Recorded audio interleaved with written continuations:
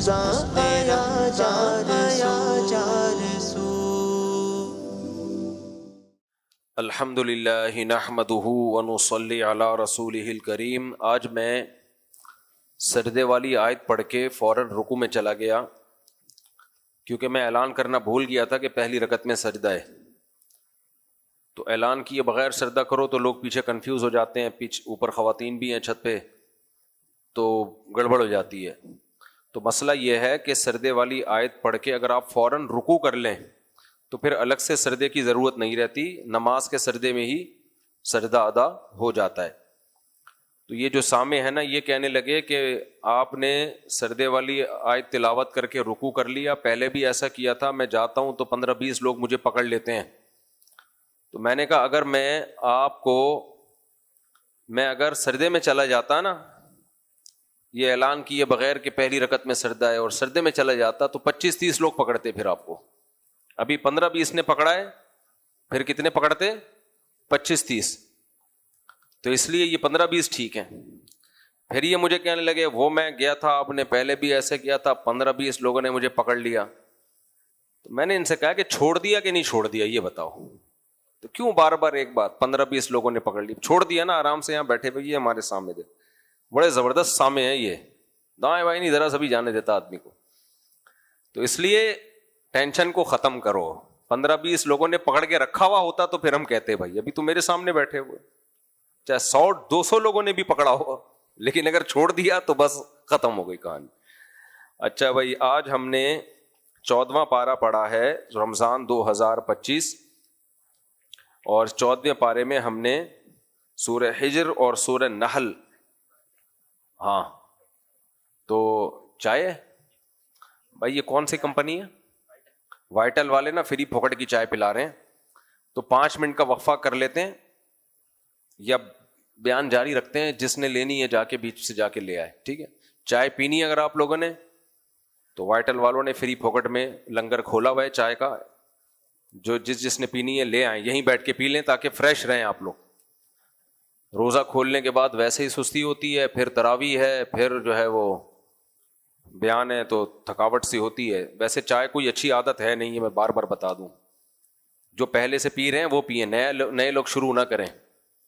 اچھی بات ہے، جو نہیں پیتا زیادہ اچھا کرتا ہے۔ اچھا بھائی، کمپنی والے کہیں گے ہماری مشہوری کر رہے ہو یا ہمارا بیڑا غرق کر رہے ہو، تو جو پی رہے ہیں وہ پی لیں جا کے، پہلے سے پی رہے ہیں۔ اچھا بھائی، تو آج ہم نے سورہ نحل بھی پڑھی ہے۔ تو سورہ نحل جو ہے، اس میں اللہ نے اپنی نعمتوں کو بہت زیادہ اور بڑے خوبصورت انداز میں بیان کیا ہے، بہت مزہ آتا ہے سورہ نحل پڑھنے میں۔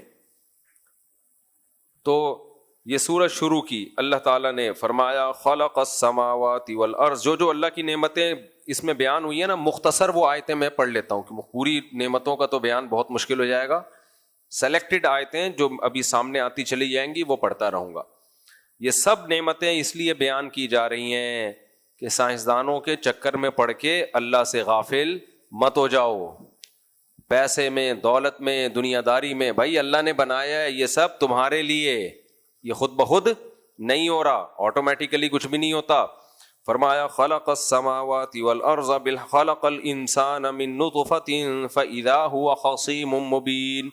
اللہ کہتے ہیں میں نے تمہیں ایک غلیظ پانی سے بنایا، ایک غلیظ چھوٹا سا قطرہ ہوتا ہے اس سے بنایا، اور کیسا شاہکار، فاذا هو خصیم مبین، جھگڑالو اور ڈیبیٹ کرنے والا، بحث کرنے والا۔ بحث کیا کر رہا ہوتا ہے؟ اللہ ہی کے بارے میں بحثوں میں لگا ہوا ہے کہ ہم خود بخود بنے ہیں یا ہمیں کسی نے بنایا ہے۔ بھائی تم پانی کی بوند تھے چند سال پہلے، کروڑوں کھربوں سال میں تھوڑی وہ پانی ایوالو ہوا ہے، بوند تھے، چند دنوں میں اس سے آنکھ، ناک، کان، دل، دماغ، جگر، گردے، پھیپھڑے، ہاتھ، انگلیاں، ناخن، پاؤں، گھٹنے، جوائنٹ، سب بنا کے مارکیٹ میں لایا گیا تمہیں۔ اور اللہ فرماتے ہیں اذا ہوا خصیم، اچانک، اذا کہتے ہیں اچانک، اچانک جھگڑالو۔ اچانک کا مطلب کیا؟ کہ اس کے اس مادے کو دیکھو تو لگے گا کہ یہ تو سروائیو ہی نہیں کر پائے گا، ایسے ہی کچھ بھی نہیں ہے، لیکن ایسی ذہین مخلوق کہ جھگڑے کرنا شروع. اور سورہ یاسین میں کیا اللہ نے کہا جھگڑے بھی کس سے کرتا ہے؟ ہم سے جھگڑا کرتا ہے کہ تو نے نہیں بنایا, ہم خود بخود وجود میں آئے ہیں. اور جو مانتے ہیں اللہ نے بنایا وہ پھر اللہ کی آیات نہیں مانتے, وہ کہتے ہیں بنا تو دیا دوبارہ نہیں بنا سکتا, اس میں جھگڑا کرنا شروع کر دیتا ہے. تو اللہ نے ایک نعمت بیان کی, دیکھو کیسا شاہکار بنایا. والانعام خلقہا, اس نے صرف انسانوں کو نہیں بنایا, انسانوں کے فائدے کے لیے چوپایوں کو بھی بنا دیا اس نے. ہمارے فائدے کے لیے کس کو بنایا؟ جانوروں کو. اور ڈارون نے کہہ دیا ہم بنے ہی جانوروں سے ہیں, لا حول ولا قوت الا باللہ. ہمارے فائدے کے لیے جانور بنائے, ڈارون نے جانور سے ہمارے باپ دادا کا رشتہ جوڑ دیا. والانعام خلقہا, اس نے جانوروں کو بھی پیدا کیا. یہ بات ضرور ہے, قرآن کہتا ہے یہ جتنے جانور ہیں امم امثالکم, یہ تمہارے جیسے ہیں, تمہاری جنس میں سے ہیں. جنس کا مطلب کیا ہے؟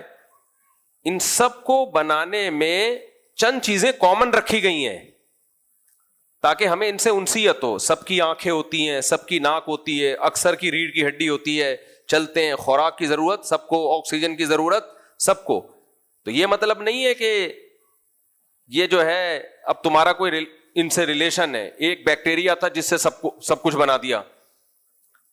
امم امثالکم ضرور ہیں, تمہاری ہی طرح کی مخلوق ہے, ہماری طرح کی کیوں, کچھ مخلوقات ایسی بھی ہیں جو ہماری طرح کی نہیں ہے, وہ ہم وہاں تک پہنچ ہی نہیں سکتے. جنات ہیں اور فرشتے ہیں, وہ سائنس کے دائرہ کار سے ہی باہر ہیں, جو ہم اپنی جنس کی چیزوں کے بارے میں تحقیق کر سکتے ہیں. تو اللہ نے فرمایا من خلقہا لکم فیہا دفء, اس میں ان جانوروں کی کھال میں تمہارے لیے گرمی کا سامان, سے کمبل بنتے ہیں, اس سے جیکٹیں بنتی ہیں.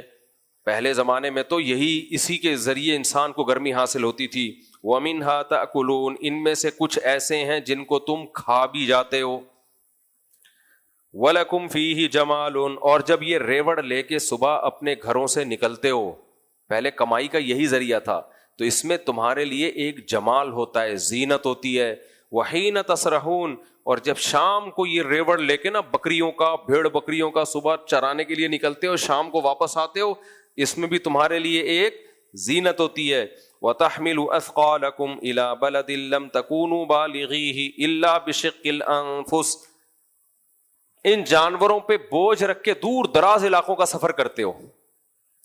آپ کہہ سکتے ہیں ہم تو نہیں کرتے, ہم نہیں کرتے, لیکن ہمارے باپ دادا نے کیے ہیں. اگر وہ نہ کرتے تو ہم بھی نہ ہوتے پھر آج, کیونکہ ٹریولنگ نہ ہوتی, تجارت نہ ہوتی, وہ بھی مر چکے ہوتے ہمیں پیدا کرنے سے پہلے ہی. ہماری جدی پشتیوں میں نا انسانیت کی بقا اللہ نے ان جانوروں سے وابستہ کی ہے. پوری دنیا میں جو ملک آباد ہوئے ہیں نا اتنے, یہ یا تو سمندری راستوں سے یا اونٹ کے ذریعے یا گھوڑوں کے ذریعے. تو اللہ فرماتے ہیں ان جانوروں میں والخیل والبغال والحمیر لترکبوها, اسی نے خچر, گھوڑے اور گدھے پیدا کیے تاکہ تم ان پہ سوار ہو. وزینہ, اور اس میں تمہاری زینت ہو. ان سواریوں میں اللہ نے زینت بھی رکھی ہے. آج کا گھوڑا کیا ہے؟ Land cruiser. آج کا گدھا کیا ہے؟ CD70 رکشا. ٹھیک ہے نا, آپ کہہ سکتے ہو رکشے میں تو زینت نہیں ہے. بھائی آپ کو اللہ نے پیسہ دیا ہے اس لیے آپ کو ایسا لگ رہا ہے. جب کوئی شخص رکشا چلانے والا مارکیٹ سے رکشا نکالتا ہے اور بیٹھتا ہے تو وہ ایسے اس کو لگتا ہے جیسے میں چاند پہ پہنچ چکا ہوں. انسان ہمیشہ مقابلہ اپنے جیسوں سے کرتا ہے. رکشے والوں سے پوچھو تمہیں اس میں کتنا فخر ہے, وہ نا پونپ پونپ بجاتے ہیں جن کے پاس رکشے نہیں ہیں, ان کو چڑھانے کے لیے. بھائی غریبوں میں جو بے روزگار ہیں, جو جن کے پاس رکشا نہیں ہے, تو یہ رکشے والے ادھر سے سائڈیں لگاتے ہوئے جاتے ہیں وہاں سے. ان کے لیے زینت کس میں ہے؟ رکشے میں ہے. تو اللہ کہتے ہیں ان سواریوں میں نے تمہارے لیے زینت بھی رکھی ہے. تو سواریاں بھی انسان کی زینت ہیں. اس سے پتہ چلتا ہے کسی کو سواری میں بیٹھ کے اچھا فیل ہو رہا ہے, اپنی گاڑی میں بیٹھ کے اچھا فیل ہو رہا ہے, تو یہ انسانی نیچر ہے, یہ کوئی بری بات نہیں ہے. شو بازی بری چیز ہے, شو تکبر الگ چیز ہے, دوسرے کو نیچا دکھانا, پونپ پونپ کرنا اس کو, ٹھیک ہے, میرے پاس ہے تیرے پاس نہیں ہے, یہ ہے بچکانہ حرکت. اور اگر آپ کی زینت کی, دیکھو گھر میں بھی ہم چاہیں اگر گھر ایسا بنا سکتے ہیں کہ سونے کی جگہ ہو اور بس پڑے رہو وہاں پہ سادہ. ابھی وہ مفتی حنیف قریشی صاحب، کیونکہ وہ خود بریلوی مکتب فکر کے ہیں نا، اس لیے بیان کرنے میں کوئی حرج نہیں ہے، انہوں نے بتایا کہ ہمارے ایک بزرگ ہیں جو بہت سادہ ہیں، وہ پتہ نہیں کتنے کروڑوں کے بنگلے میں چٹائی پہ بیٹھتے ہیں سادگی کی وجہ سے. سمجھ میں آ رہی ہے بات؟ وہ بیٹھتے چٹائی پر ہیں کیونکہ مزاج میں کیا ہے؟ سادگی. بنگلہ کروڑوں کا ہے، بیٹھے ہوئے اس میں کس پہ ہیں؟ یہ بالکل ایسا ہی ہے جیسے میں قطر یا ایمریٹس کے بزنس کلاس میں سفر کر رہا ہوں نیچے چٹائی پہ بیٹھ کے، کہ چٹائی پہ بیٹھنا سنت ہے. پبلک تو پھر بولے گی نا بھائی صاحب، مفتی صاحب بس کرو یار. تو ہے کیا کریں. خیر، تو اس لیے جو یہ خامخواہ کی چیزیں نہیں کرنی چاہیے. نبی صلی اللہ علیہ وسلم کی سیرت کے دو پہلو ہیں، ایک دین اور ایک آپ کی ذاتیات جو عرب کا کلچر تھا. تو ہمیں آپ کو فالو کرنے کا حکم ایز اے پیغمبر ہے صلی اللہ علیہ وسلم. جن پیغامات میں آپ میسنجر آف گاڈ کی حیثیت رکھتے ہیں صلی اللہ علیہ وسلم، وہ حیثیت جو آپ کی محمد ابن عبداللہ ہے، عربی ہیں، تو وہ تو ایک کلچر ہے، ہر قوم کا اپنا کلچر ہوتا ہے. اس میں ہمیں نبی کو فالو کرنے کا حکم نہیں ہے. کوئی کر لے تو ٹھیک ہے، نہیں کرے تو بھی ٹھیک ہے. کیونکہ آپ کو اگر ہمیں فالو کرنے کا حکم ہوتا، آپ کی حیثیت محمد ابن عبداللہ صلی اللہ علیہ وسلم، اس حیثیت سے کہ آپ عربی تھے، تو بھائی پھر تو ہمیں جو کی روٹی کھانی چاہیے، پھر تو ہمیں ازار پہننا چاہیے. نبی کے دور میں تو یہ والا ڈریس نہیں تھا. پھر تو ہمیں گدھے پہ سواری کرنی چاہیے، جہاز نہیں تھے. ہم یہی کہتے ہیں بھائی وہ کام جو نبی نے کیے ہیں وہ کلچر کی بیس پہ کیے ہیں، عربوں کا کلچر تھا. ہاں، جو کلچر شریعت کے خلاف تھا نبی نے وہ چینج کر دیا، جو غیر شرعی تھا وہ چینج کر دیا. عرب عورتوں کا کلچر تھا سینے پہ دوپٹے نہیں ہوتے تھے، ایسے سینے کھلے ہوتے تھے، بازاروں میں پھر رہی ہوتی تھی. یہ کلچر اسلام کے خلاف، اللہ کے خلاف. اسلام نے اس کلچر کو چینج کیا. یدنین علیہن من جلابیبہن، باہر جب نکلو گی بڑی چادر لے کے نکلو گی. تو وہ کلچر میں ہمیں نبی کو فالو کرنے کا حکم نہیں ہے. ان چیزوں میں کوئی کر لے تو اس کی مرضی ہے، لیکن یہ نہیں. اچھا خیر، تو اللہ فرماتے ہیں کہ ان سواریوں میں تمہارے لیے زینت بھی ہے. جب کسی کو پہلی تنخواہ ملتی ہے اور 0 میٹر بائک لے کے آتا ہے، گاڑی خریدتا ہے، خوش ہوتا ہے، دوستوں کے ساتھ شیئر کرتا ہے، اس میں کوئی خرابی کی بات نہیں ہے. لوگ خامخواہ کے صوفی بن کے ابے دکھا کیوں رہا ہے ہمیں؟ تو دکھانے دو بھائی. ہاں، چڑھانے کے لیے دکھا رہا ہے تو پھر غلط بات ہے. بعض لوگ چڑھانے کے لیے دکھا رہے ہوتے ہیں، وہ صاحب آج کل آ نہیں رہے جو چڑھانے کے لیے دکھاتے تھے. خیر، آگے اللہ تعالیٰ فرماتے ہیں هو الذی انزل من السماء ماء، آسمان سے تمہارے لیے پانی برساتا ہوں، آسمان سے تمہارے لیے. لکم منہ شراب، اس میں مشروب بھی ہے، پیتے بھی ہو. اور آگے بہت ساری نعمتیں اللہ نے بیان کی. زرع والزیتون والنخیل والاعناب، اسی پانی سے کھیتیاں پیدا ہوتی ہیں. اسی اصل میں ابھی ہمیں یہ آیتوں میں پتہ ہے کیوں مزہ نہیں آ رہا اتنا زیادہ، دلچسپی نہیں ہو رہی؟ کیونکہ سب چیزیں مل رہی ہیں. ہم کہہ رہے ہیں کیا باتیں اللہ تعالیٰ قرآن میں لے کے ہم سے کیا خطاب کر رہے ہیں. تمہارے لیے آسمان سے بارش برساتا ہوں جس سے کھیتیاں پیدا ہو رہی ہیں. چبئی ہو رہی ہیں کھیتیاں. مفتی صاحب شادیوں پہ بیان کرو، یہ کیا آپ نے بور بیان شروع کر دیا ہے؟ آپ کہہ رہے ہو اللہ آسمان سے پانی برساتا ہے، کیا پیدا ہوتا ہے اس سے؟ کھیتیاں. والزیتون، زیتون پیدا ہوتا ہے ٹھیک ہے، معلومات ہیں ٹھیک.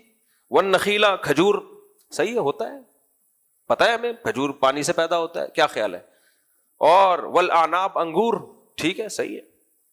ومن کل الثمرات، ہر طرح کے پھل پیدا ہوتے ہیں، تو ٹھیک ہے ہوتے ہیں. اصل میں مل رہے ہیں ابھی، اس لیے ان آیتوں کی قدر نہیں ہے. جب یہ بند ہو گئے نا، آسمان سے پانی برسنا بند، تو اس کے بعد کیا ہوگا؟ کھجور کے کھیت سوکھنا شروع. ینبت لکم بھی الزرع، کھیتیاں خشک ہونا شروع. کپاس کی فصلیں ختم. ٹیکسٹائل مل والوں کا بیڑا بولو غرق. پھر اس کے بعد اناج، غلہ، گندم، جو، ملٹی گرین آٹا چاہیے. بھائی آٹا ہی نہیں مل رہا مارکیٹ میں. کیوں نہیں مل رہا؟ گندم نہیں ہے. ابے امریکہ سے منگوا لو. بھائی امریکہ میں بھی بارش ختم، بارش ہی نہیں ہو رہی، کہاں سے منگوائیں؟ اس کے بعد پھر ہمیں یہ آیتیں سمجھ میں آئیں گی. اے اللہ، آٹے سے بھی گئے، گھاس پھوس گیا، گوشت گیا، سب کچھ ختم. ایک بارش ہے جس نے زندگیاں دی ہوئی ہیں ہمیں. صرف ایک بارش روک لینا اللہ تو سارے انسان عاجز آ جائیں گے. پھر وہ چائنا پلاسٹک کے انڈے بنا کے بیچے گا اور کوئی آپشن نہیں ہوگا ہمارے پاس. اور وہ کہاں سے بیچے گا؟ وہ پہلے سچی مچی کے انڈے کھائے گا تو پلاسٹک کے انڈے بنائے گا نا.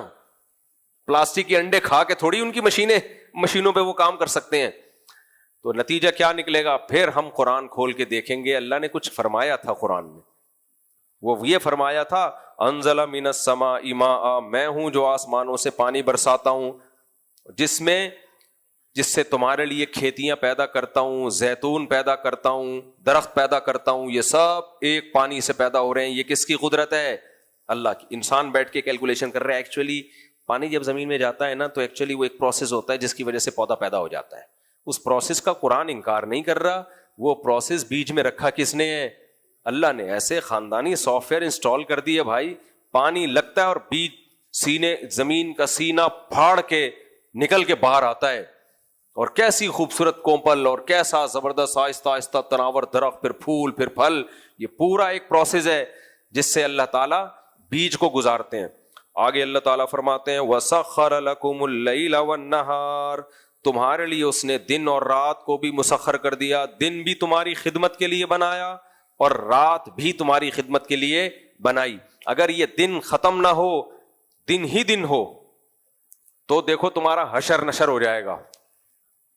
اور اگر راتیں ہوں ختم نہ ہو، آپ کو نے وہ علاقے دیکھے نہیں ہے نا جہاں رات ہوتی ہے تو ختم نہیں ہوتی، کبھی جاؤ اپنے خرچے پہ تو پھر دیکھو ہوتا کیا ہے وہاں پہ. تو یمبت لکم، اللہ فرماتے ہیں رات ہے، والشمس والقمر، سورج بھی تمہاری خدمت میں. آج کل سائنسدانوں نے سورج کے قریب ایک راکٹ کو بھیجا ہوا ہے. بڑی زبردست ویڈیوز آ رہی ہیں. وہ سورج سے جو شعلے نکل رہے ہیں نا، ہزاروں کلومیٹر اوپر تک جاتے ہیں وہ شعلے، اور اس سے جو آوازیں آ رہی ہیں وہ ساری تصویریں ناسا کو وہ مشین بھیج رہی ہے.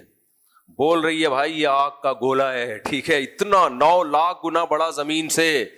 زمین کو سیکنے کے لیے اللہ نے بنا دیا، مجھے اور آپ کو روشنی دینے کے لیے. اتنی انرجی، پتہ نہیں کہتے ہیں کتنے سینکڑوں ایٹمی دھماکے. جو ہم ایٹم بم پھاڑتے ہیں نا جس سے پورا ناگاساکی تباہ ہو گیا تھا، ایسے کتنے دھماکے روزانہ ہو رہے ہیں اس میں، اور انرجی بن رہی ہے اور لائٹ پیدا ہو رہی ہے اس سے. اور وہ اس کائنات کا ایک چھوٹے سے ذرے کا ذرہ ہے وہ سورج. تو اللہ فرماتے ہیں تمہاری خدمت میں لگا دیا سورج کو اور چاند کو. وَالنُّجُومُ مُسَخَّرَاتٌ بِأَمْرِهِ، اور جتنے ستارے ہیں وہ بھی انسان کی خدمت کے لیے. کیسے ہیں ہمیں نہیں پتا، اللہ بہتر جانتا ہے. إِنَّ فِي ذَلِكَ لَآيَاتٍ لِقَوْمٍ يَعْقِلُونَ، اس میں بڑی نشانیاں ہیں ان لوگوں کے لیے جو عقل سے کام لیتے ہیں. دل سے کام لیتے ہیں یہ نہیں فرمایا، کیونکہ خواہشات کی طرف چلا جاتا ہے دل. عقل سے کام لیتے ہیں. آگے اللہ فرماتے ہیں وَمَا ذَرَأَكُمْ فِي الْأَرْضِ مُخْتَلِفًا أَلْوَانُ، زمین میں اس نے جو کھیتیاں تمہارے لیے پیدا کی ان کے رنگوں میں کتنا اختلاف ہے. کلر دیکھ لو ان کے، ایک کوئی انتہائی سرخ، کوئی گرین چینل. سبزیوں میں بھی ہر طرح کے فرقے ہیں، ٹھیک ہے نا. ان کے ذائقوں میں اختلاف دیکھو کتنا زیادہ ہے. اس میں بھی بڑی نشانیاں ہیں. وَهُوَ الَّذِي سَخَّرَ الْبَحْرَ، اللہ ہے جس نے سمندر تمہارے لیے بنا دیا، مسخر کر دیا، یعنی تمہارے کام میں لگا دیا. لِتَأْكُلُوا مِنْهُ لَحْمًا طَرِيًّا، تاکہ تازہ گوشت کھاؤ اس میں سے، اور اس میں سے زیورات نکالو جس سے تم پہنتے ہو، وہ تمہاری زینت ہے. سمندر کے اندر جو مخلوق ہے وہ خشکی سے ہزاروں گنا زیادہ ہے. کبھی ڈاکومنٹریز دیکھو آپ، ایسی مخلوق اور ایسی مچھلیاں پیدا کر دی کڑوے پانی میں، انتہائی کڑوا پانی. سائنسدان کیا کرتے ہیں، جب کوئی اللہ کی قدرت ہمارے سامنے آتی ہے نا تو پھر کہتے ہیں اصل میں یہ تو اس لیے ہو رہا ہے. پانی کا اتنا بڑا ذخیرہ، یہ اگر نمکین نہ ہوتا تو سڑ چکا ہوتا. یہ اگر نمکین نہ ہوتا تو پانی جو ہے نا سمندر کا لاکھوں سال میں بیڑا غرق ہو چکا تھا. تو اللہ نے اس میں کیا پیدا کر دیا؟ نمک. اتنا نمک ڈال دیا اس میں کہ بھائی یہ خراب نہیں ہوگا. ہزاروں سال پہلے بھی سمندر ایسا ہی تازہ تھا جیسا آج ہے. اب بھائی اب جب اتنا نمک ڈال دیا تو اتنے نمک میں تو بیکٹیریا مر جاتے ہیں، جانور مر جاتے ہیں، چیزیں کیا ہو جاتی ہیں؟ مر جاتی ہیں. اللہ نے انتہائی نمکین پانی میں ایسی مخلوقات پیدا کر دی کہ اتنی قسمیں کہ وہ ساری قسمیں ابھی تک دیکھی نہیں گئی ہیں. اور زمین کا سب سے بڑا جانور بھی اللہ نے ویل مچھلی وہ بھی پانی کے اندر پیدا کیا. وہ اتنا بڑا ہوتا ہے کہ وہ ایک دفعہ سینڈ سپٹ میں نا ایک ویل مچھلی کی لاش نکلی تھی, تو وہ لڑکوں نے نا اس کو, بہت پرانی بات ہے, تو اس کا منہ کھول کے بیچ میں ڈنڈا لگایا ہوا تھا نا تاکہ وہ, تو اس کے داڑھ پہ جا کے بندہ بیٹھا ہوا تھا, ایک اسٹول کے طور پر اس کی ایک داڑھ جو تھی نا وہ ایسے تھے جیسے کرسی, اس کرسی پہ بیٹھا ہوا ہے اور اپنی تصویریں. اس زمانے میں زیادہ موبائل تو تھا ہی نہیں نا, اخبار میں آئی تھی تصویر. تو پھر کسی نے بتایا کہ یہ ویل مچھلی کا بچہ ہے. یہ کیا ہے؟ ویل مچھلی کا بچہ. اتنے کڑوے پانی میں اتنی بڑی, اس کا پیٹ کون بھرتا ہے؟ کیا خیال ہے بھائی؟ شکر ہے زمین پہ نہیں ہے. فیملی پلاننگ والے بے ہوش ہو جاتے, بولتے ایک بچہ پیدا ہونے سے غربت اتنی بڑھتی ہے, یہ اتنی بڑی مخلوقات پیدا ہو رہی ہیں. لیکن وہ مخلوق پیدا بھی ہے, کھلا بھی رہا ہے اللہ اس کو, اس کی نسل بھی بڑھ رہی ہے, انجوائے بھی کر رہی ہے لائف کو. سمجھ رہے ہو؟ سب کو پیدا کیا, سب کو کھلا رہا ہے اتنے سخت کڑوے پانی میں. تو ہر طرح کی مخلوق پیدا کی ہے. سورہ نور میں کیا ہے؟ واللہ خلق کل دابۃ مما, اللہ کہتے ہیں ہر مخلوق کو میں نے پانی سے پیدا کیا ہے. جتنی بھی جاندار ہے نا یہ سب ان کی بیس کیا ہے؟ واٹر, پانی سے. فمنہم من یمشی علی بطنی. دیکھو ہم جب ایک مخلوق دیکھتے ہیں نا تو ہم یہ فیصلہ کرتے ہیں اس کے بغیر زندگی ممکن نہیں ہے, لیکن اللہ اس سے وہ آلات چھین لیتا ہے جس کے بارے میں ہم کہتے ہیں اس کے بغیر زندگی ممکن نہیں ہے, اس کو اس کے بغیر زندہ رکھ کے دکھاتا ہے. ہم نے جب انسانوں کو دیکھا ہم نے کہا بھائی دل کے بغیر زندگی ممکن نہیں ہے, اور لنگس کے بغیر زندگی ممکن نہیں ہے. مچھلی دل ہی نہیں ہے اس کا, بلڈ ہی نہیں ہے اس میں, بلڈ نہیں ہوتا مچھلی کا. پھر سانس کیسے لیتی ہے؟ پانی کے اندر. ہم نے کہا بھائی پانی کے اندر اس کے اصل میں گلپھڑے ہوتے ہیں, تو یہ پانی کے باہر سانس نہیں لے سکتی. اللہ نے ایسی مخلوق بھی پیدا کی جو پانی کے اندر بھی سانس لے سکتی ہے, پانی کے باہر بھی. ہر طرح کی. اللہ کہتے ہیں کچھ ایسے ہیں جو چلتے ہیں, 4 ٹانگوں پہ چلتے ہیں, کچھ ایسے ہیں جو 2 ٹانگوں پہ چلتے ہیں, اور کچھ ایسے ہیں جن کو چلنے کے لیے ٹانگیں ہی نہیں چاہیے, اور سب سے زیادہ اسپیڈ بھی انہی کی ہوتی ہے. سانپ دیکھ لو جب بھاگتا ہے نا جنگل میں, اف کیا اسپیڈ سے بھاگتا ہے وہ, جبکہ اس کی ٹانگیں بولو نہیں ہے. لہذا وہ ڈرتا بھی نہیں ہے کیونکہ کہاں پہ ٹانگتی نہیں ہے. کیا خیال ہے؟ اس لیے وہ نہیں ڈرتا. آج مجھے سمجھ میں آیا کہ سانپ کو ڈر کیوں نہیں لگتا, اس لیے کہ اس کی کانپیں ہی نہیں ہے جو ٹانگیں ہی نہیں ہے جو کانپیں. تو خیر, تو ڈرتا ہے, ایسا نہیں ہے سانپ نہیں ڈرتا. تو ہر طرح کی مخلوق پیدا کر دی. یہ بھی سمندروں کے اندر جا کے دیکھو ایسی ایسی مچھلیاں آپ کو, کلرفل مچھلیاں. اف, ڈاکٹر ہارون یحییٰ ایک سائنسدان گزرا ہے, اس نے ایتھیزم کے خلاف بہت کام کیے, سائنٹسٹ تھا بڑا زبردست. اس کی ایک کتاب میں نے بچپن میں پڑھی تھی. اس نے ان مچھلیوں کی تصویریں اس میں دکھائی تھیں کہ جو جانور اللہ نے جیسا پیدا کیا ہے نا اس کو ڈیفنس کا نظام اسی کے حساب سے دیا ہے, اس کا ڈیفنس. کچھ مچھلیاں بہت سست ہوتی ہیں, اتنی سست ہیں کہ وہ تو زندہ رہ ہی نہیں سکتی, ان کو تو بڑی مچھلیاں کھا جائیں, اور پہاڑوں کے اندر سر دے کے رہتی ہیں. اللہ کی قدرت دیکھو, وہ پہاڑ کے اندر وہ مچھلی کا سر ہوگا, دم پہ نا اللہ نے اسی مچھلی کی تصویر بنائی ہوئی ہے. اس تصویر سے مچھلیاں دھوکا کھاتی ہیں کہ یہ ہماری طرف دیکھ رہی ہے, ہم اس پہ اٹیک نہ کریں. سمجھ میں نہیں آ رہی بات بھائی. کسی کے پیچھے سے اٹیک کرنا آسان ہوتا ہے نا, اس کو ڈیفنس کا موقع ملے گا نہیں.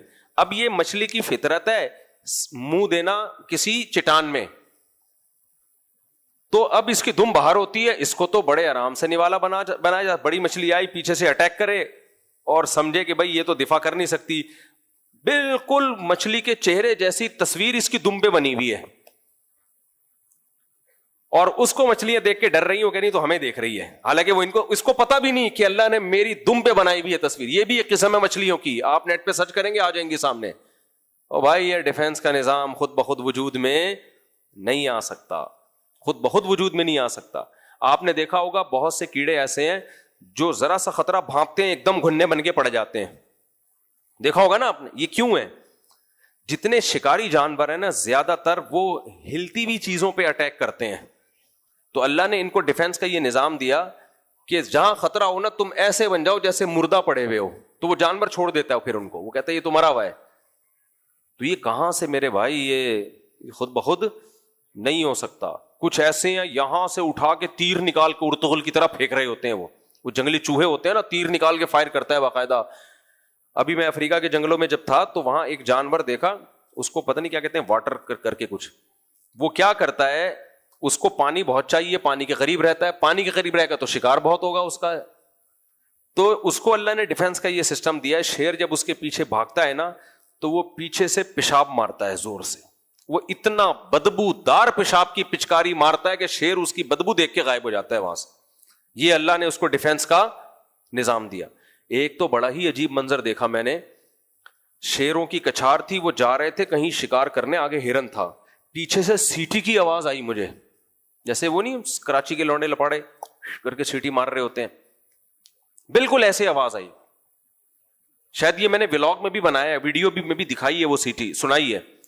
میں حیران, یہ سیٹی کہاں سے آ رہی ہے بھائی, یہ کون ہے اتنا ایکسپرٹ یہاں جنگل میں سیٹی مار رہا ہے, کوئی نظر نہیں آیا. پیچھے دور ایک ہرن کھڑا ہوا ہے, حالانکہ ہرن میں سیٹی کی کوئی آواز نہیں ہوتی, لیکن وہ کیا کر رہا ہے, وہ اپنے ساتھیوں کو سیٹی مار کے خبردار کر رہا ہے کہ ہوشیار ہو جاؤ, تم پہ اٹیک ہونے والا ہے. ایسی سیٹی مار رہا ہے بھائی دور کھڑا ہو کر بار بار. کیا نظام ہے یار, یہ سیٹی بھی ایوالو ہو کے خود بخود اس کو اتنی عقل آ گئی کہ میں نے اپنے دوستوں کی حفاظت بھی کرنی ہے, کل مجھ پہ بھی یہ دن آ سکتے ہیں. تو کیا پورا ایک بھائی مینجمنٹ ہے, یہ آٹومیٹیکلی نہیں ہو سکتا. جلدی میں آیتوں کو ترجمہ کر دیتا ہوں. اللہ فرماتے ہیں کہ تم تازہ گوشت کھاتے ہو سمندر سے. مچھلی کو اللہ نے لحمن طریہ کہا ہے. اس سے صاف پتہ چلتا ہے کہ مچھلی کھانے سے موٹاپا نہیں آتا اور آدمی کی فریشنس برقرار. مچھلی یوں ہی ہوتی ہے نا, کھاؤ گے تو تم بھی کیسے ہو جاؤ گے, یوں ایسے پھرتیلے ہو جاؤ. ہم جو کھا رہے ہیں روٹی کھا رہے ہیں.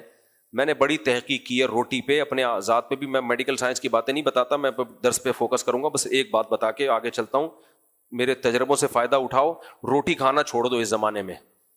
جو کی روٹی کھا لو, بیسن کی روٹی کھا لو, ملٹی گرین آٹا مکس کر کے کھا لو, روٹی چھوڑ دو آپ. سارے فساد کی جڑی آج کل کی گندم ہے.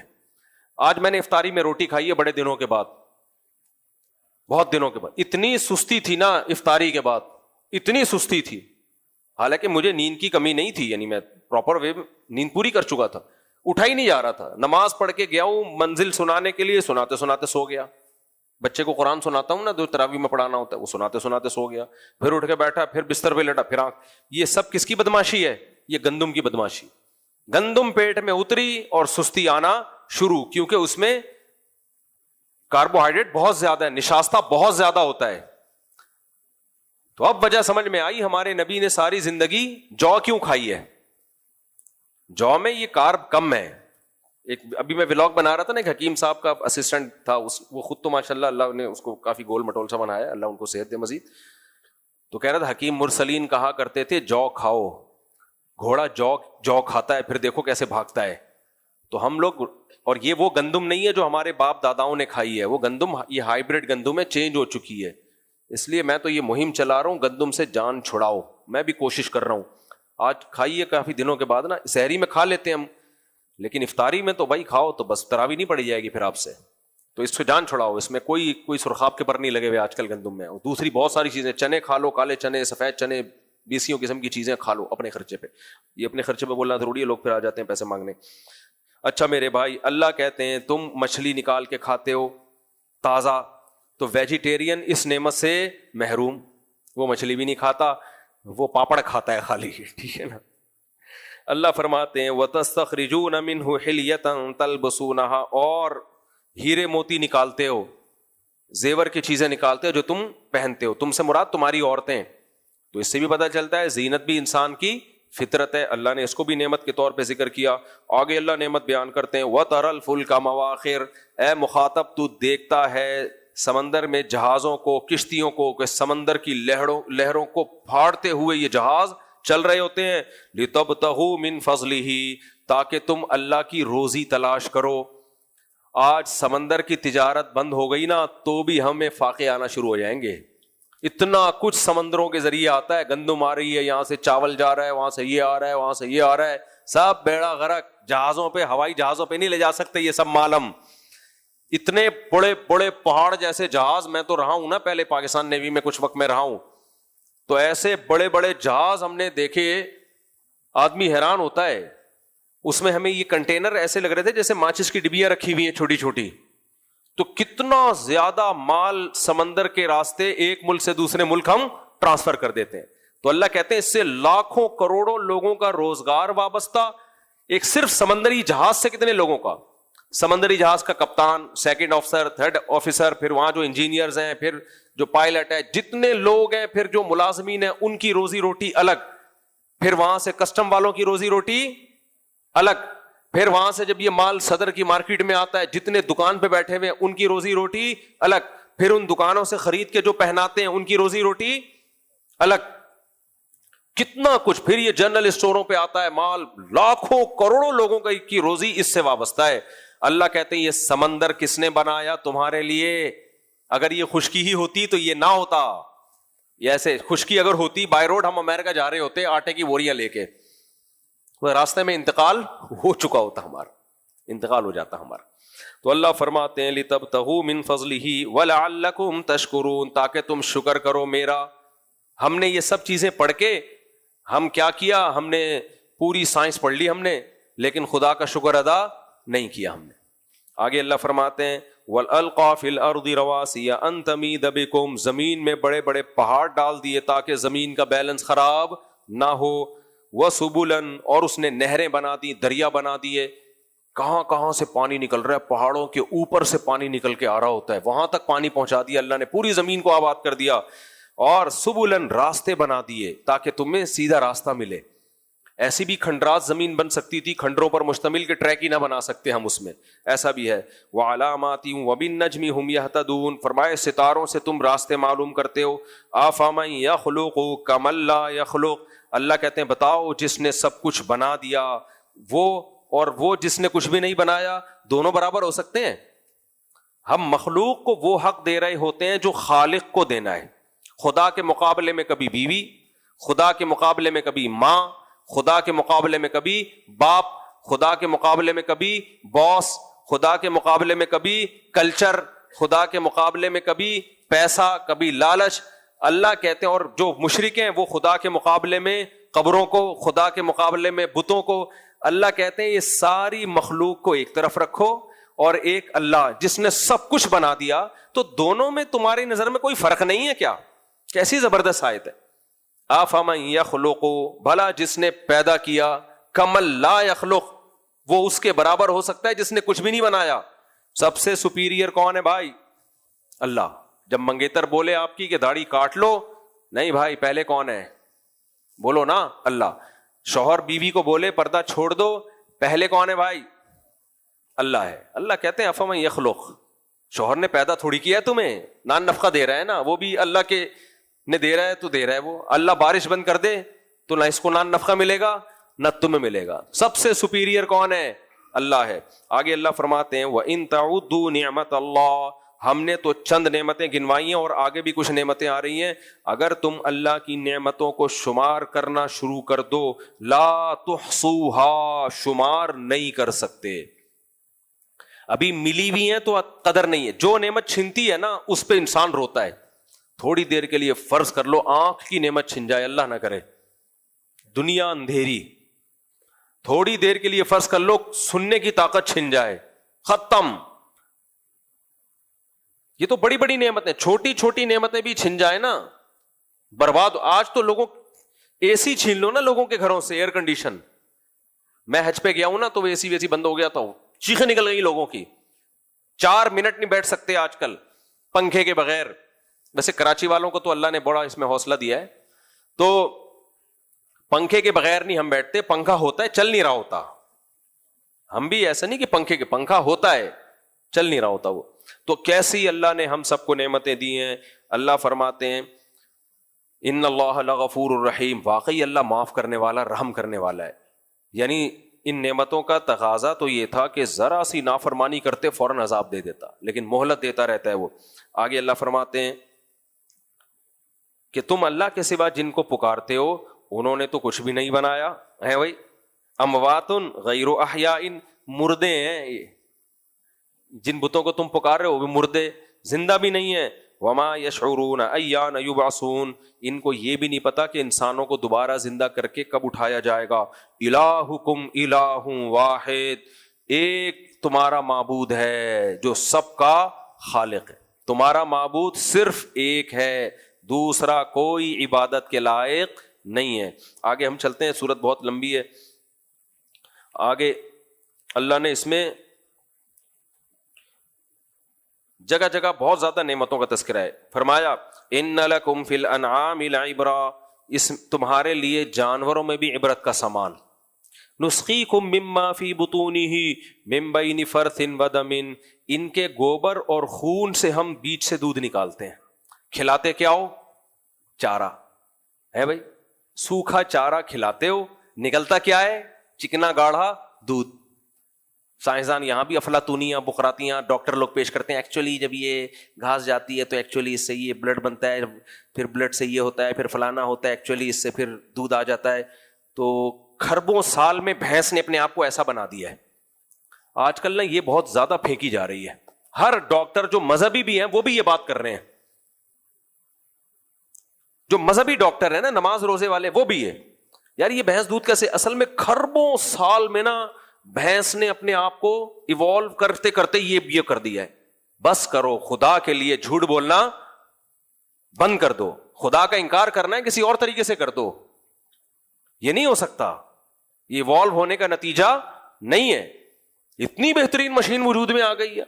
گنے کی مشین میں ادھر گنا ڈالو گے تو گنے کا جوس نکلے گا بھائی. گائے کے پیٹ میں اس گنے کا چھلکا ڈالو گے تو نکلے گا کیا؟ دودھ. بالکل ہی ان کی کا سسٹم ہی الگ ہے. تو اللہ فرماتے ہیں عبرت کا سامان ہے. عبرت کیا ہے بھائی؟ کوئی ہے جس نے یہ بنایا ہے؟ یہ خود بخود ایک ڈاکٹر ہیں بڑے زبردست مذہبی, داڑھی بھی ہے, کہہ رہے تھے یہ جو ہمارا دماغ ہے نا کھربوں سال میں ایوالو ہو کے ایسا ڈیزائن ہوا ہے. کھربوں سال پہلے کیا تھا؟ کون سی چیز تھی جو جس میں ایسے سافٹ ویئر ڈال دیے گئے تھے کہ کروڑوں سال کے بعد وہ یہ نکلے گی؟ اب کیوں نہیں ڈل رہی کسی چیز میں؟ اب بتاؤ کہ یہ جو ہے نا یہ, اب بتائیں سائنسدان, میں پھر مانوں گا کہ یہ ایک ایسی چیز ہے جو کھربوں سال میں, ابھی اس میں کچھ سافٹ ویئر آنے والے ہیں, کھربوں سال میں سافٹ ویئر آئیں گے, پھر کھرب کو کھرب سے ضرب دیں گے تو یہ وسیم بھائی بن جائیں گے. ایک مثال دے رہا ہوں میں, ڈاکٹر تو مذاق اڑائیں گے بھائی گلاس میں تھوڑی ایوالو ہوتا ہے. ہمیں پتا ہے گلاس ایوالو نہیں ہوتا. جو چیزیں ایوالو ہوتی ہیں وہ بھی تو پہلے بے جان تھی نا. جاندار کیسے بن گئی وہ؟ ایک سیل کیسے وجود میں آ گیا؟ یہ ہمیشہ ایتھیس ملحد نا جو اصل سوال ہے نا وہ کھا جائے گا, یاد رکھو. جیسے میں بار بار کہتا ہوں قادیانی سے جب آپ سوال کرو گے نا, پہلے ہم کہتے ہیں بھائی مرزا غلام احمد کا نیک انسان ہونا ثابت کر, نبوت بات کی چیز ہے. وہ یہ سوال کھائے گا ہمیشہ, نیک انسان ہونا ہی ثابت کرے گا. وہ آئے گا ڈائریکٹ نبوت پہ. تو ہر باطل نا ایک بیسک غلطی کر رہا ہوتا ہے, اس کو پی جاتا ہے وہ. جیسے اہل حدیث سے جب آپ پوچھو گے نا طلاقوں کا کہ بھائی اجماع ہے, تو وہ ادھر ادھر دیوبندی نے لکھا, فلاں نے لکھا, اچھا یہ بھی کہتے ہیں فلاں صحابی 3 کو 1 کہتے تھے, فلاں تابعی 3 کو. کہاں کہتے تھے؟ کدھر لکھا ہوا ہے؟ کوئی سند تو پیش کرو. یہ سوال ہمیشہ یہ لوگ پی جائیں گے. تو ہر باطل جو ہے نا, جو بیسک سوال ہوتا ہے اس کو ہمیشہ پی جاتا ہے وہ, وہیں اس کو پکڑنا ہوتا ہے. یہ کہنے پر گورنمنٹ کی طرف سے کوئی پابندی نہیں, فلاں صحابی کہتے تھے, فلاں تابعی کہتے تھے, فلاں امام کا مذہب کہہ دو. کوئی گورنمنٹ کی طرف سے عبداللہ بن عمر کا بھی یہ فتویٰ تھا, فلاں کا بھی فتویٰ تھا, اس طرح بولتے رہتے ہیں, ان کا بھی یہ فتویٰ. ابے کہاں ہے؟ کوئی ضعیف سند تو دکھا دو نا, کچھ دکھاؤ نا. ہم تو آپ سے بول رہے ہیں نا, ہم تو پاگل تھوڑی ہے جو دعویٰ کر رہے ہیں کسی ایک صحابی سے ضعیف حدیث سے بھی ثابت نہیں ہے صریح طور پر کہ 1 کو 3 کو 1 کہا انہوں نے. تو ابھی ٹاپک نہیں ہے, میں ادھر نہ چلا جاؤں. تو ایتھیس بھی ایک بدماشی کرتا ہے, کہتا ہے اصل میں یہ دماغ ایوالو ہو کے یہاں تک آیا, یہ خربوزہ ایوالو ہو کے یہاں تک آیا. کمبختو, یہ شروع کہاں سے ہوئے؟ یہ شروع کیسے ہو گئے؟ وہ سیل کیسے کہہ رہے ہیں اصل میں یوں ہوا تھا پھر یوں سیل بن گیا. وہ سیل کے جو بیسک اکائی ہے نا وہ اتنی پیچیدہ ہے کہ خود سائنسدان ہی کہتے ہیں کھربوں سال میں بھی ایسا اتفاق نہیں ہو سکتا, کھربوں سال میں بھی. اور ہوگا تو وہ دھڑام سے ختم ہو جائے گا اسی وقت. اگر اتفاق سے ہو بھی گیا نا تو دھڑام سے ختم ہو جائے گا. میں نے اس کو کئی دفعہ مثالوں سے سمجھایا ہے, لیکن پھر ہماری تفسیر رہ جائے گی کہ وہ کیسا اتفاق ماننا پڑے گا تب جا کے یہ سب چیزیں ہوں گی, اور وہ اتفاق سے ایسا اتفاق ہو ہی نہیں سکتا, امپاسبل ہے وہ. تو اس لیے اللہ تعالیٰ نے فرمایا تمہارے لیے جانوروں میں عبرت ہے. میں کیوں بار بار یہ ڈاکٹروں کو لتاڑتا رہتا ہوں کہ ان ساری قرآنی آیتوں کا انہوں نے ڈاروین کی تھیوری کے نظریے میں لا کے بیڑا غرق کر دیا, جو انسان کے لیے سب سے مضبوط دلیل تھی اللہ کو پہچاننے کی. تو اللہ فرماتے ہیں تم سوکھا چارہ کھلاتے ہو اور نکلتا کیا ہے, گوبر اور دودھ. گوبر اور خون بنتا ہے اس سوکھے چارے سے, اور اس گوبر اور خون کے درمیان سے ہم تمہارے لیے دودھ پیدا کرتے ہیں. وہ کتنا مزے کا, خالصاً, اللہ کہتے ہیں اس میں نہ گوبر کی بدبو نہ گوبر کی رنگت, اور نہ اس میں پیشاب کی بدبو نہ پیشاب کی رنگت, اور نہ خون کی بدبو نہ خون کی رنگت. اور جب یہ تو اس کا کلر ہے, اور مزے کا کتنا ہوتا ہے, سائغ للشاربین, پینے والوں کے حلق میں پھسلتا چلا جاتا ہے, مزے کا اتنا ہوتا ہے. اس سے یہ بھی پتا چلا دودھ بھی پینے کی چیز ہے. جس چیز کی قرآن تعریف کر رہا ہے اس کو چھوڑو نہیں. آج کل یہ بھی نئی نئی رپورٹیں آ رہی ہیں دودھ نہیں پینے چاہیے, ایکچولی کر کے نا ڈرامے بازی. ہاں یہ ضرور ہے کہ دودھ اس طریقے سے پیو جس طرح نبی نے پیا ہے.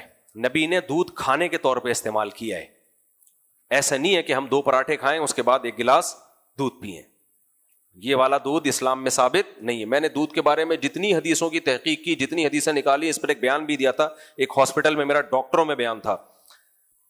تو جتنی حدیثیں ہیں نا ان میں ہمیں ملتا ہے چند باتیں دودھ میں آپ کو رکھنی پڑیں گی سامنے. سب سے پہلے دودھ تازہ ہونا چاہیے, بلکہ اس سے بھی پہلے دودھ آرگینک. بکری چرتی ہوئی, گھومتی ہوئی, پھرتی ہوئی, دھوپ میں پھرے, وہ بھینس گائے دھوپ میں چلتی پھرتی. ہم کیا کرتے ہیں, اب ہمارے ایک دوست ہیں ان کی گائے دودھ ایسا دیتی ہے جیسے چینی ملائی ہوئی ہے دودھ میں. آپ نے, میں نے دیکھا وہ کھلا کیا رہے ہیں, کیک اور پیسٹریاں کھلا رہے ہیں اپنی گائے کو. بیکری میں جتنا آئٹم رات کو بچا ہوا ہوتا ہے سارا ان کے باڑے میں آتا ہے, اور گائے کھاتی ہے, اور دودھ میں اس کی خوشبو آ رہی ہوتی ہے, اور لوگ وہیں سے دودھ لیتے ہیں. یار اس کا دودھ بغیر چینی کے اتنا ٹیسٹی. کیک کھلا کے جب دودھ نکالو گے تو یہ والا دودھ نہیں ہے, یہ جو قرآن میں لکھا ہوا ہے نا یہ والا دودھ, بولو نہیں بھائی. دودھ تو چرنے والی, حدیث میں بھی حکم ہے کہ چرنے والی گائے کا دودھ پیا کرو. تو اس پہ میں نے حدیث کا پورا ریفرنس ایک بیان میں نے بیان کیا تھا کہ چرنے والا جانور, نبی کے دور میں اونٹ چرتے تھے, کھلے پھرتے تھے, جڑی بوٹیاں کھاتے تھے, بکری بھی گائے بھی. آج جو ہم لوگ ہیں وہ پراٹھے کھلا رہے ہیں بکری کو, گائے کو. ونڈے نا آج کل نیٹ پہ, یہ ونڈا کھلاؤ بھینس موٹی ہو جائے گی, دودھ ایسا نہیں, وہ تو ہو جائے گی موٹی, اور پہلے اور کم موٹی ہے پہلے. اور پھر دودھ اس کا گاڑا کے نا چکر میں پڑا کریں. جتنا دودھ گاڑا ہوگا اتنا فیٹ اس میں زیادہ ہوگا, منرلز کم ہوں گے, فیٹ زیادہ ہوگا. دودھ گائے, پنجاب کی گائے کا دودھ میں کم ذائقہ ہوتا ہے لیکن صحت کے لیے اچھا ہوتا ہے. چرتی ہے, دھوپ میں پھرتی ہے, گھاس کھاتی ہے. ایک بات تو یہ. دوسری بات یہ کہ دودھ بالکل فریش اور تازہ. میرے علم میں کوئی ایسی حدیث نہیں ہے نبی نے بوائل کر کے دودھ پیا ہو, ابال کے. ہم جب دیر سے دودھ پیئیں گے, رکھ دیں گے اس کو, تو بوائل کرنا پڑے گا ہمیں, جرمز بہت تیزی سے آتے ہیں اس میں. تو دودھ فوراً ادھر نکالا ادھر پیا, اس طریقے سے دودھ پیئیں آپ. تیسری چیز کہ ہمیں حدیثوں میں جو ملتا ہے, نبی صلی اللہ علیہ وسلم نے شدید بھوک میں دودھ پیا ہے, اور کھانے کی جگہ. اور یہ صحیح حدیث سے بھی یہ بات ثابت ہے. آپ نے فرمایا دودھ وہ کھانا ہے جو کھانے اور پینے دونوں کے قائم مقام ہے. کھانے کی ضرورت بھی پوری کرتا ہے اور پینے کی ضرورت بھی پوری کرتا ہے. جبکہ ہم دودھ کو ایک مشروب کے طور پہ لیتے ہیں, ڈرنک کے طور پہ لیتے ہیں. حدیث سے پتا چلتا ہے ڈرنک بھی ہے لیکن یہ کھانا ہے, لنچ ہے, یہ ڈنر ہے, یہ ناشتہ ہے, بس ٹوٹل یہی ختم. تو اس طرح سے پیئیں گے تو فائدہ ہوگا. اب اس طرح ہم لوگ جیسے کہاں پی سکتے ہیں, ہمیں تو توند بھرنی ہے, بھوک لگ رہی ہے, تو پہلے ہم پراٹھے وراٹھے پھوڑ پاڑ کے, ڈبل روٹیاں پھوڑ دی, پراٹھے پھوڑ دیے, پیزے پھوڑ دیے, برگر پھوڑ دیے. اس کے بعد حکیم صاحب نے کہا 1 گلاس دودھ پی کے سونا چاہیے. اب نہیں پینا چاہیے, اب بربادی کے علاوہ کچھ بھی حاصل بولو نہیں ہوگا. اچھا چوتھی چیز, کتنی 3 نمبر ہو گئے نا, اس پہ ایک الگ سے کلپ بنا کے چلا دینا. چوتھی چیز اس میں چینی نہیں ڈالنی ہے. بچوں کو بچپن سے دودھ میں چینی ڈال کے عادی بناتے ہیں. نبی نے شہد بھی نہیں دودھ میں ڈالا, بلکہ دودھ شہد میں ڈال کے پیش کیا گیا تو آپ نے ناپسند کیا اس کو. وہ تو خیر ایک آپ کی طبیعت میں دنیا سے بے رغبتی بھی تھی. اب یہ تو ڈاکٹر سے پوچھیں شہد ڈالنے کے نہیں آنا, لیکن جو حدیث میں ہے خالی کیا, خالی دودھ, بس وہی کھانے کی جگہ, بس ختم. جب آپ کو بہت شدید بھوک لگ رہی ہے, دودھ پیا, پیٹ بھر لیا, ختم. بس یہ پورا آپ کا لنچ ہو گیا, آپ کا ڈنر ہو گیا, تو پھر فائدہ ہوگا. ایسے کون پیتا ہے میرے بھائی؟ اور حقیقت میں بتاؤں, آپ ایک دفعہ اس کی عادت ڈال دو, مزہ نہ آئے پیسے واپس. ابھی یہاں ایک جاننے والے تھے, ان کے ابا 100 سال سے بھی زیادہ میں فوت ہوئے ہیں. وہ یہی کرتے تھے, شدید بھوک میں اتنا دودھ پیتے بس ختم, اس کے بعد کچھ نہیں کھانا پینا انہوں نے. اور جو میں نے ایک انٹرویو نہیں لیا تھا, نہیں انٹرویو نہیں آیا ان کا ابھی, ابے نہیں, وہ ایک اور صاحب ہیں, ان کے ابا بھی 110 سال میں, کہیں 105 سال میں جا کے فوت ہوئے. ارادہ ہی نہیں تھا ماشاءاللہ ان کا فوت ہونے کا, بڑی عمر, حکیم تھے وہ. وہ کیا کرتے تھے, صبح بس انڈے اور دودھ بس, اور پھر کچھ بھی نہیں کھانا.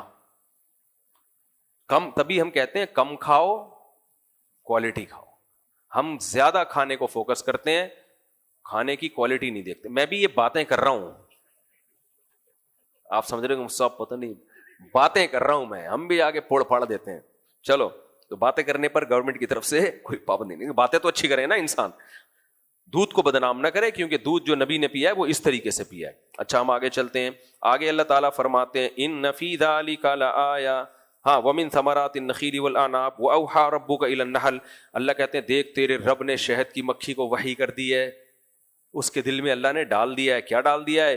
ان اتخذی من الجبال بیوتا, کہ پہاڑوں پر تو اپنا گھر بنا. ومن الشجر, درختوں پہ چھتا جو بناتی ہے, یہ ایوالو ہونے کا نتیجہ ہے بھائی. کھربوں سال میں اس نے یہ سیکھ لیا. ہم یونیورسٹیوں میں 4 سال بعد نہیں سیکھ پا رہے ہیں, اتنی سی کھوپڑی میں کروڑوں سال. تو ایسا نہیں ہے, پہلے دن سے ہی اللہ نے اس کو یہ پیدا ہی ایسے کی ہے کہ یہ اسی طرح اپنے آپ کو سروائیو کرے گی. اسی طرح بنایا اللہ نے اس کو. کیسے چھتا بناتی ہے 6 کونوں والا, کیسا فیملی سسٹم ہے, ملکہ مکھی اور مزدور مکھی, پوری اس پہ تو کتابیں لکھی ہیں سائنسدانوں نے, پورے گروپ کی شکل میں رہتی ہے. اللہ فرماتے ہم نے اس سے کہا کہ تو جا کے کلی من کل الثمرات, اے مکھی ہر طرح کے پھلوں کا رس چوسنا. فسلکی سبل ربک ذللا, اور تو بائے ایئر جتنے لمبے راستے طے کرے گی تیرے رب نے وہ راستے مسخر کر دیے ہیں, راستے نہیں بھولے گی تو.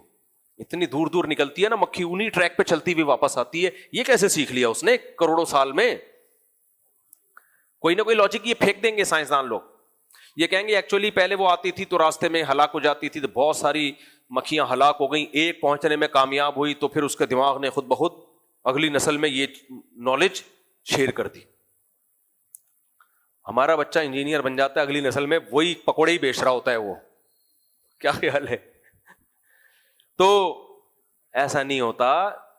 کہنے کو کچھ بھی کہہ سکتے ہو, گورنمنٹ کی طرف سے کوئی پابندی نہیں ہے, لیکن یہ ہنسنے کے لیے اچھی باتیں, لطیفے ہیں. اتنا بڑا شہد کی مکھی کا پورا ایک سیٹ اپ چل رہا ہے. ملکہ مکھی کہاں سے آ گئی, مزدور مکھی کہاں سے آ گئی, نر مکھی الگ, مادہ مکھی الگ, نر کا کام الگ, مادہ کا کام الگ. اور ایسے خوبصورت ٹیمپریچر کو مینٹین رکھنا اس چھتے میں, بیسیوں راکٹ سائنس ہے یہ آسان سائنس نہیں ہے شہد کی مکھی کو سمجھنا. تو اللہ فرماتے ہیں دیکھو پھر راستے نہیں بھولتی, انہی راستوں پہ واپس آتی ہے. یخرج من بطونها شراب مختلف الوان, اس کے پیٹ سے کیسا مشروب نکلتا ہے, مختلف الوان. ذائقہ اللہ نے نہیں بتایا, کیونکہ ذائقہ تو ہمیں پتا ہے. جب کسی چیز کو تشبیہ دینی ہوتی ہے مٹھاس سے, ذائقے سے, ابے شہد کی طرح میٹھا کہتے ہیں نا, تو اللہ فرماتے ہیں فیہ شفاء للناس, اور اس میں ہم نے لوگوں کے لیے شفا رکھی. بہت ساری بیماریوں میں شہد میں شفا ہے. زخم پہ آپ لگائیں, زخم ٹھیک ہونا شروع ہو جاتا ہے. کھانسی میں شہد گلے کو ٹھیک کر, بہت ساری بیماریوں میں استعمال ہوتا ہے. تو اللہ فرماتے ہیں ان فی ذلک لآیۃ لقوم یتفکرون, غور و فکر کرنے والوں کے لیے بہت بڑی نشانی ہے اس میں. اور بہت ساری اللہ نے نعمتیں بیان کی ہیں. آگے جلدی سے 2-3 آیتیں پڑھ لیتا ہوں, بس پھر وقت ختم ہو رہا ہے. واللہ جعل لکم من انفسکم ازواجا, اللہ کہتے ہیں تمہاری جنس کے جوڑے پیدا کیے اس نے. یعنی عورت کو پیدا کیا تمہارے لیے اور عورت کے لیے مرد کو پیدا کی, یہ بھی ایوالو ہونے کا نتیجہ نہیں ہے بھائی, دونوں بالکل ایک الگ جنس ہیں. ایوالو ہو کے دو کیسے ڈیوائڈ ہو گئے نر مادہ میں, ایسے کیسے ڈیوائڈ ہو گئے بھائی, ایک ہی رہتے. تو فرمایا جوڑوں میں تبدیل کیا, وَجَعَلَ لَكُم مِّنْ أَزْوَاجِكُمْ بَنِينَ وَحَفَدًا. اور اگر اتفاق سے نر مادہ بن گئے تو اتفاق سے بنی ہوئی چیزوں میں کوئی لاجک ہوتی ہے, اس کے کوئی فائدے ہوتے ہیں؟ کہا جوڑا بنایا تمہارے لیے عورت کی شکل میں, اس سے تمہیں اولاد دے دی. سمجھ میں آ رہی ہے بات کہ نہیں آ رہی ہے؟ واہ بھائی واہ, یہ کیسا حسن اتفاق ہے کہ ایوالو ہو کے ایسی چیز بنی کہ جو ہمیں راحت کا ذریعہ بھی بن رہی ہے, خوشی کا ذریعہ بھی بن رہی ہے, ہماری ڈیزائرز کو پورا کرنے کا ذریعہ بھی بن رہی ہے, اور اس ڈیزائر کے نیچے میں اولاد مل رہی ہے ہمیں. وہ بنین وحفدا, فرمائے پھر اولادوں کو اولاد دیتا ہوں, یعنی جوانی میں باپ بناتا ہوں, بڑھاپے میں دادا بناتا ہوں. یہ بھی نیچر ہے کہ بڑھاپے میں انسان کو نانا دادا بننا ہے, اس کو پوتے نواسے چاہیے, وہ بھی مل جاتے ہیں تمہیں. ایوالو ہو رہے ہیں, یہ حسن اتفاق ہے. تبھی جنہوں نے یہ دعویٰ کیا نا حسن اتفاق ہے, اتفاق سے نہ وہ باپ بن رہے ہیں نہ وہ دادا بن رہے ہیں, کیونکہ انہوں نے فرض کر لیا یہ سب آٹومیٹیکلی خود بخود ہوا ہے. تو گرل فرینڈ بناؤ, پھر جب گرل فرینڈ بنے تو نہ اولاد مل رہی ہے اور نہ بڑھاپے میں دادا نانا بن رہے ہیں. گوروں کا بڑھاپا دیکھو, خدا کی قسم بہت ترس آتا ہے ان پہ. مولانا طارق جمیل صاحب کا ہم نے 30-40 سال پہلے کہیں بچپن میں بیان سنا تھا. وہ کہہ رہے تھے کہ انگریزوں کی جوانی سے متاثر مت ہو, ان کا بڑھاپا دیکھو. اب میں نے اپنی آنکھوں سے جا کے دیکھ لیا, جاپانیوں کی ٹرینوں سے متاثر نہ ہو. جس سائنسدان نے وہ ٹرین بنائی ہے اس کا بڑھاپا دیکھا کرو. بولو یار تجھے ٹرین بنانے کا کیا صلہ ملا؟ تنہائی تنہائی, نہ پوتے نہ بہویں نہ بیٹے نہ بیٹیاں نہ نواسے نہ نواسیاں. گڑیا خرید خرید کے لوگ بڈھیوں کو دے رہے ہوتے ہیں. ہاں گاؤں دیہاتوں میں کچھ ان کے حالات ٹھیک ہیں, بہتر ہے. شہروں میں پڑھے لکھے لوگوں میں تو پروگرام ان کا برباد ہو گیا. تو اللہ فرماتے ہیں اللہ کی یہ نعمت ہے, اس نے تمہارے لیے بیوی کو پیدا کیا, جوڑے کو پیدا کیا, اور اس سے تمہیں اولاد اور پھر اولادوں کی اولاد دیتا ہے. تو یہ بھی ایک نعمت ہے. افبالباطل یؤمنون, فرمایا کیا تم باطل پر ایمان لے کر آتے ہو, جس نے یہ کچھ بھی نہیں دیا تمہیں, جو ان باتوں کو مانتے ہی نہیں ہے, اللہ کو چھوڑ کے ان کی طرف جا رہے ہو. وبنعمت اللہ ہم یکفرون, اور اللہ کی نعمتوں کا انکار کر رہے ہو تم. جلدی سے 2 آیتیں اور پڑھ لیتا ہوں, بہت زبردست صورت ہے یہ. آگے اللہ فرماتے ہیں واللہ اخرجکم من بطون امہاتکم, اللہ ہے جو تمہیں تمہاری ماں کے پیٹ سے باہر نکالتا ہے. کتنا بڑا زبردست ایک قدرت کا ایک شاہکار ہے. بنتے رہتے ہیں ماں کے پیٹ میں, 9 مہینے تیار ہو جاتے ہیں, تو باہر آنے کا ٹائم, چلو بھائی یہ بن چکا ہے, کنسٹرکشن کا کام مکمل ہو چکا ہے, اب اسے دنیا میں لے کر آؤ. فرمایا جب وہ باہر نکالتا ہے لا تعلمون شیئا, تمہیں کچھ پتا نہیں ہوتا مجھے ماں کے پیٹ میں کون بنا رہا تھا, کیسے بنا رہا تھا. ماں تو پیٹ میں بوجھ لیے لیے چل رہی ہوتی ہے, خود ماں کو نہیں پتا کہ قدرت کی کیسی شاہکاریاں اللہ میرے بطن میں کر رہا ہے. فرمایا پورا بنانے کے بعد ہم تمہیں باہر نکالتے ہیں. اس سے بھی پتہ چلتا ہے کہ یہ جو آپریشن سے بچے ہو رہے ہیں یہ ڈاکٹر نکال رہے ہیں, یہ اللہ نہیں نکال رہا. بیمار سوسائٹی میں ہزاروں میں 2-4 ہوتے ہیں, ہمیشہ سے ہوتے رہے ہیں جو کیس بگڑ گیا. لیکن یہ ولادت کا عمل یہ نیچرل ہے, اس میں اصولی طور پر تو ڈاکٹر کی ضرورت ہی نہیں ہے, ضرورت ہی نہیں ہے. ڈاکٹر کی حکیم کی ضرورت وہاں ہوگی جہاں اولاد نہ ہو رہی ہو. اولاد نہ ہونا نیچرل ہے, نیچرل نہیں ہے. اولاد ہونا تو نیچرل ہے, اس کو بھی ایک بیماری بنا دیا گیا ہے. اور پھر وہ جو قصائی بنے ہوئے ہیں نا ڈاکٹر, جو چیر پھاڑ آپریشن. پہلے تو ہمارے پاس فون آئے کرتے تھے, خود ہسپتال والے بتاتے تھے بھائی ہمیں اتنا ٹاسک, ہمیں اتنا مہینے سال کی ارننگ پوری کرنی ہوتی ہے, تو اس کے لیے ہمیں آپریشن مجبوری ہے ہماری. ڈاکٹر کہتے ہیں کہ اسپتال میں اگر ہم نہیں دیں تو وہ ہمیں نکال دیں باہر, ہمیں آپریشن کرنا پڑتا ہے. تو یہ جو ہر دوسری تیسری خاتون کو آپریشن ہو رہا ہے یہ نیچرل نہیں ہے, خوب سمجھ لو. یہ ڈاکٹروں کی بدماشی ہے, کیونکہ ایک نیچرل پروسیس ہے. وہ کبھی 100 میں 1 آدھ بیمار ہوتے ہیں, موت کا خطرہ ہو سکتا ہے, لیکن 100 میں 1 آدھ کے نارمل ہو رہے ہیں, 99 کے آپریشن سے ہو رہے ہیں. یہ ڈاکٹروں کی بدماشی ہے. فطرت لوگ کہتے ہیں ایکچولی وہ غذائیں نہیں رہی ہیں, اصل میں فارمی مرغی کھا رہے ہیں. تو بلی بھی تو فارمی مرغی کھا رہی ہے. آج کوئی دیسی مرغی کھانے والی بلی دیکھی آپ نے؟ تمام جانوروں کا یہ پروسیس آج بھی نیچرل ہے. خواتین غصے ہوتی ہیں ہمیں جانوروں پہ قیاس کر رہے ہو. بھائی ہم میڈیکلی تو حیوان ہے نا, میڈیکلی ہم کیا ہیں؟ مینٹلی ہم انسان ہیں. میڈیکلی تو جانوروں پہ ہی تجربے کر رہے ہوتے ہیں ڈاکٹر, انسانوں پہ تجربے سے پہلے. اب چوہوں پہ تجربے ہوتے ہیں دواؤں کے, پھر انسانوں کو کھلائی جاتی ہے. اب کوئی کیا ہے ہم کو چوہے ہیں, سائنسدان سے بول رہے ہم کیا چوہے ہیں جو پہلے چوہے پہ تجربہ کیا میرے پہ تجربہ کر رہا ہے. ہم نے مینڈک کا آپریشن بچپن میں کیا نظام ہاضمہ سیکھنے کے لیے. ہم اگر ڈاکٹر بن جاتے پھر انسان پہ, وہ کہتا میں کوئی مینڈک ہوں, پہلے تو نے مینڈک پہ تجربہ کیا میرے پہ کر رہا ہے. بھائی ہم کیا کہیں گے, بھائی بہت ساری چیزیں جانوروں اور انسانوں میں سیم ہوتی ہیں تو وہ تجربے وہاں ہوتے ہیں. تو یہ جو بچوں کی ولادت کا پروسیس ہے یہ جانوروں میں اور انسانوں میں سیم ہے. ان کے آپریشن سے نہیں ہو رہے تو ان کے کیوں ہو رہے ہیں؟ ان میں بھی ہزاروں میں کوئی ایک دو کیس بگڑ جاتے ہیں جس سے وہ مر جاتے ہیں, تو انسانوں میں بھی ہزاروں میں ایک دو بگڑتے ہیں تو آپریشن سے آپ بچا لو ان کو, کس نے منع کیا ہے؟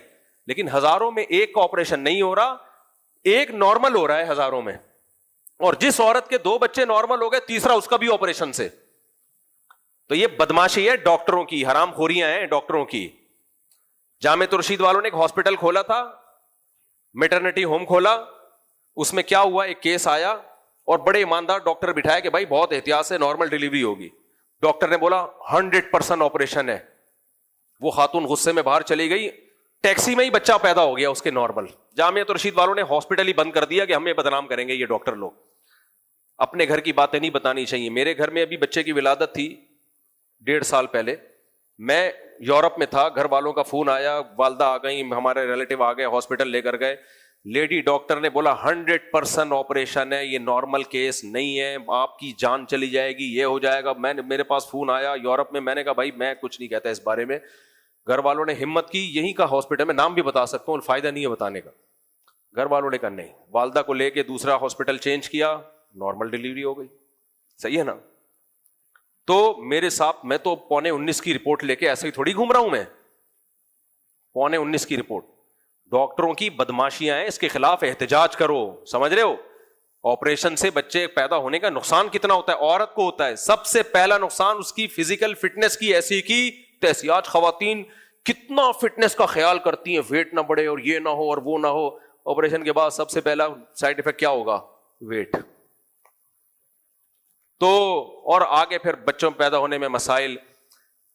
آپ دادیاں نانیوں کو دیکھو, 10 11 بھی بچے ہوتے تھے, بالکل سلم اسمارٹ.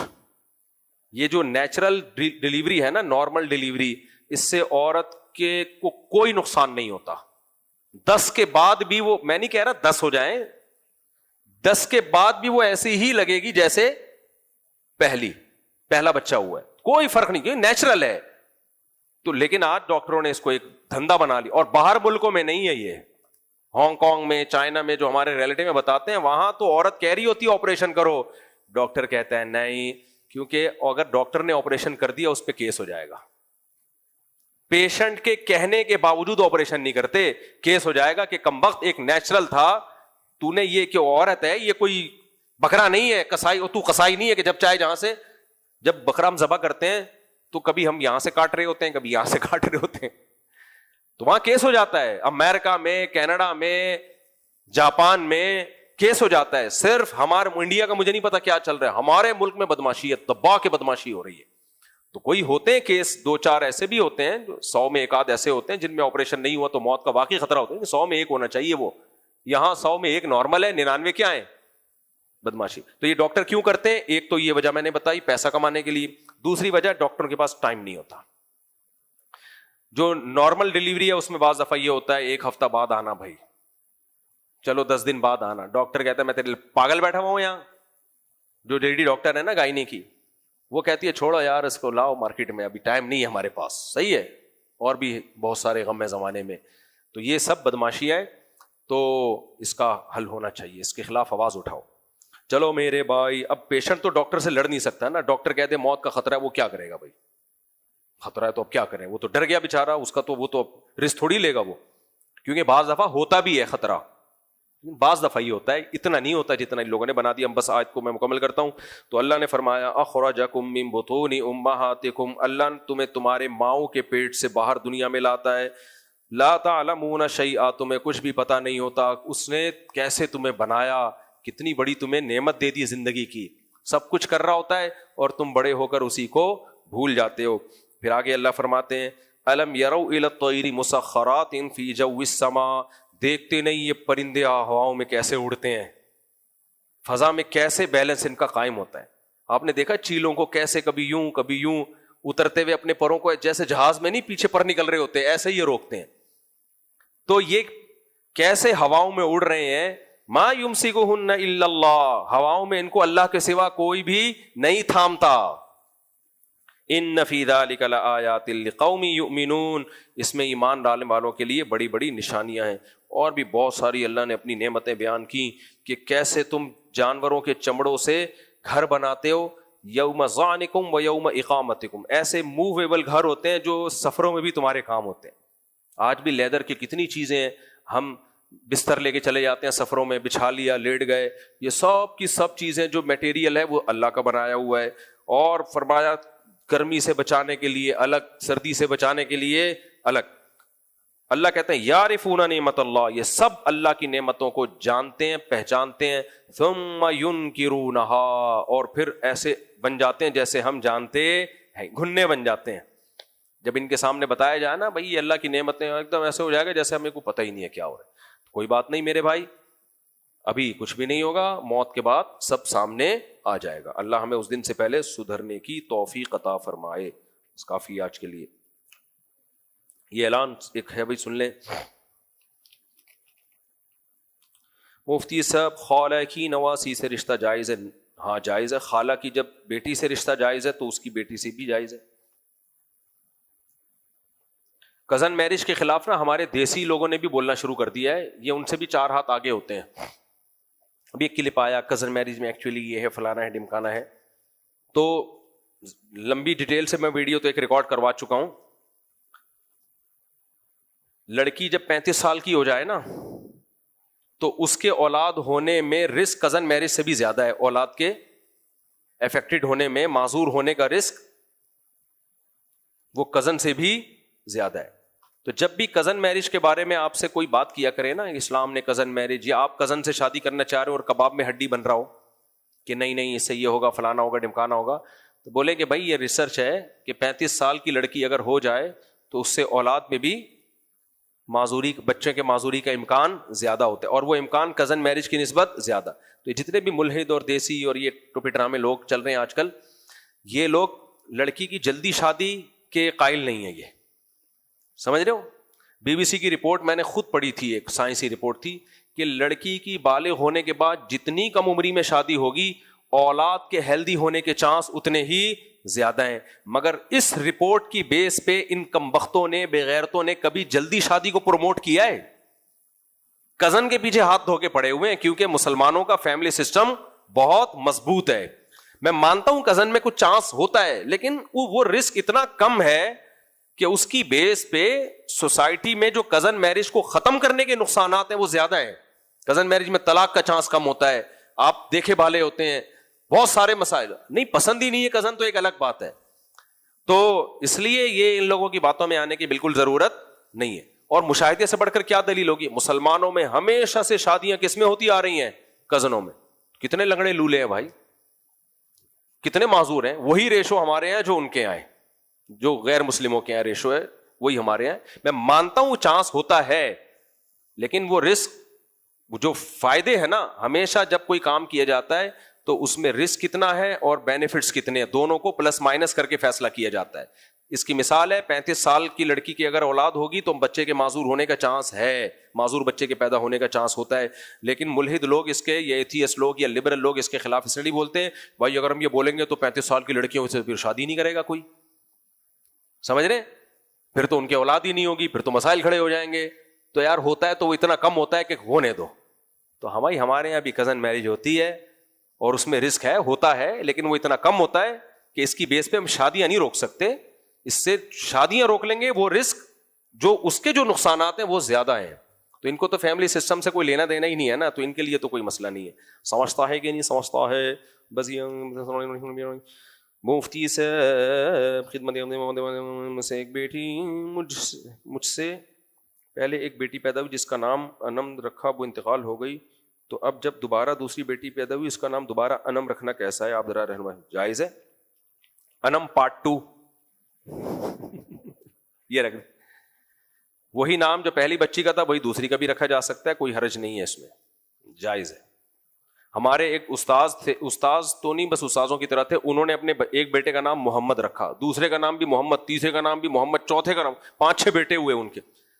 تو کیسے؟ محمد اول، محمد ثانی، محمد ثالث، محمد رابع، محمد خامس، محمد سادس، اس طرح سے محمد پہلا، محمد دوسرا، محمد تیسرا، محمد چوتھا، 5واں، 6واں. اسٹائل ہے بھائی. میں نے کہا محمد 19.25 کیسے رکھو گے؟ تو ایسے سب کے نام محمد.